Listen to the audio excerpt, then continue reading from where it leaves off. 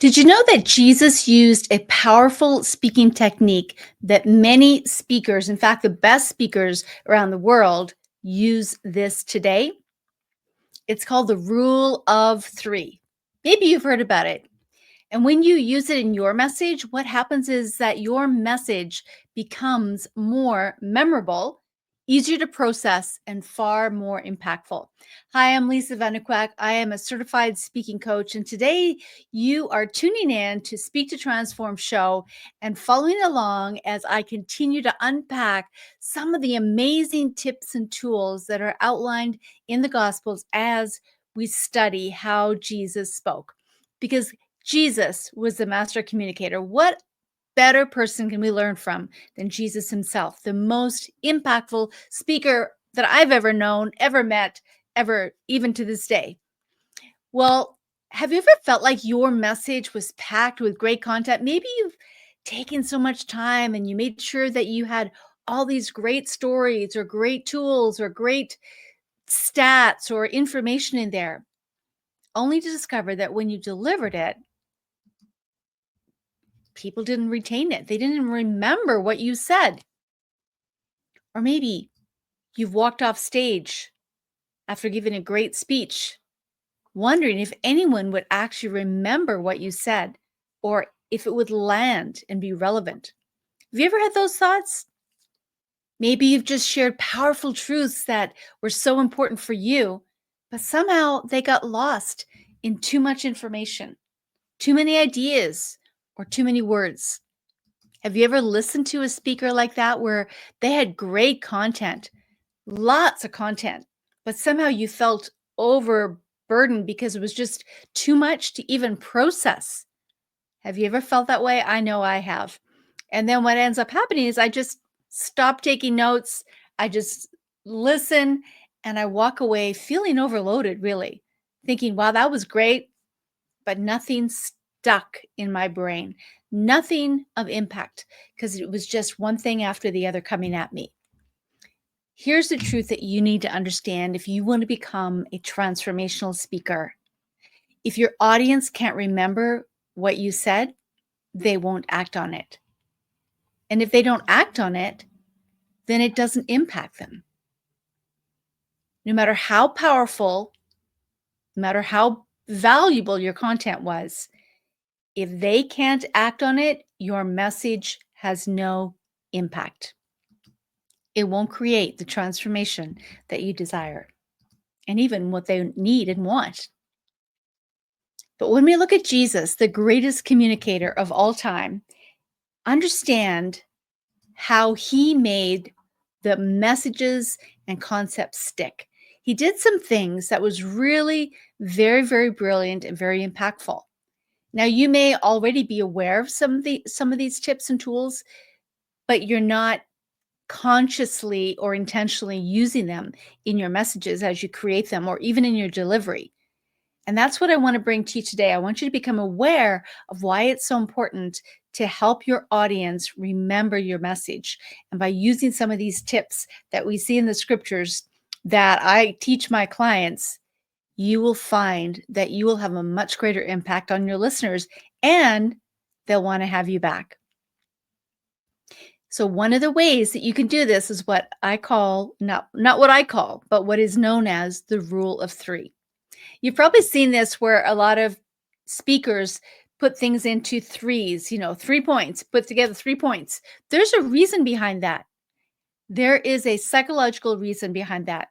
And when you understand that, you realize, okay, there's actually a meaning to stacking things in threes. In Matthew 7, Jesus uses this exact technique when he says, ask, seek, knock. And then he expounds upon those three things. He illuminates them. But he says, ask, when you seek, when you knock. Do you remember that passage? And then he also talks about when you go and pray, he gives a structure. 3 simple, memorable steps. He doesn't just say, go pray. He says, ask, seek, knock. He had just given the structure. And structure is important because actually structure gives you freedom. And I talked about this in one of the other videos leading up to this. But just after he talked about this structure, this framework in how to pray, he went in to say, but ask, seek, knock. These are 3 different ways of praying that are really powerful as you come into that place of communing with God. You know, psychologists have confirmed what the scriptures have already told us and what Jesus demonstrated, and that is that the human brain remembers information best when it's grouped into small chunks, and specifically chunks of 3. That's why when you can remember easily phrases like life, liberty, and the pursuit of happiness, or stop, drop, and roll. Trainers know this technique because it helps people to remember something that's of value, that's important. It's simple, right? And it sticks. But when you add a whole bunch of things to it, it gets lost and it's not as powerful.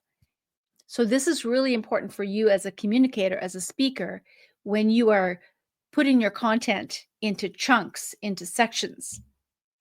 How can you, even if you do a workshop, you can still use this technique. So other techniques that Jesus used to drive home his message to make it memorable is what's known as if-then statements. You see, Jesus wanted his listeners to understand that if you choose this way of believing or acting, this will be your result. If you do this, this is what will happen. And this is a powerful technique because what happens is that not only are you inviting your listener to reflect upon whether or not they do that, or they want to continue to do that, or they're doing that right now, this particular course of action, but also, is that where they want to end up? Is that the consequence that they want to reap? Or is that the end, the preferred future that they want? For example, Jesus said, if you judge others, you'll be judged in the same way. He said it that way because he realized, okay, that's fine. You can judge, but realize that when you judge, how you judge them, you will reap the same kind of judgment. So he heightened the awareness of people's understanding of the consequences of their actions. And so as a speaker, this is a great technique to use to help people to remember your message, because here's what's happening. And if you've been listening to my series, you know that there cannot be any connection without reflection. And when you get your audience to reflect, even on a moment in time, what they're doing, that creates a memory, that creates something in their brain that allows them to then remember that long after you finish speaking. So when you use if-then statements, you help your audience see the real life consequences of their choices, and then to decide whether or not they want to do that, and how those consequences can either move them towards their desired future or away from it. Another great technique that Jesus used here, that he used a lot, are metaphors and analogies. You see, Jesus didn't just tell people to do something. Have you ever had a speaker and you felt like, whoa, whoa, whoa, you can't tell me that? And you get defensive, right? Well, Jesus knew this is how human nature worked. If you tell someone something, even if it's true, a lot of times people get defensive. They don't want to be told. So what Jesus did is he used imagery that bypassed the defensiveness and made people reflect from the heart and see themselves in that metaphor or in that analogy. And in so doing, discover truth and then make their own conclusions. So it made it feel like they were coming to their own decisions rather than someone telling them. He was making them aware of a reality that they maybe needed to be reminded of. For example, in this chapter, he didn't say, don't be so quick to share wisdom with just anyone, because a lot of the Pharisees were proud that they were so wise and they were spouting off all their wisdom. But also from the other perspective, Jesus giving wisdom, he didn't just share it with anyone because he knew what people were made of. So he didn't just say, I'm not going to share my wisdom with you because you can't take it. He said, don't throw your pearls to swine. Can you feel the intensity of that? Even when you hear that, the imagery of throwing valuable pearls in a pig pen, you're like, whoa, that's just crazy. That's foolish. They don't understand the value of that. They're just going to destroy that. And that's exactly what he said in Matthew 7. He said, who would hang earrings on a dog's ear or throw pearls in front of wild pigs? They'll only trample them under their feet and then turn around and tear you to pieces. On the one hand, he was making them aware of that he knew what they were made of. His listeners, some of his listeners, the Pharisees, the critics, but also how it's important to value the things and to know who to share them with at any time. All right, another great tip that a technique that Jesus used, very powerful, was called, he began to overcome the listener objections before they even voiced them. You see, Jesus knew that people had a distorted perception of God as the Father. So instead of just saying God is good, he actually painted a picture. He painted a picture of who God is, God the Father is. He said, would a loving parent give their hungry children a plate of rocks or a scorpion?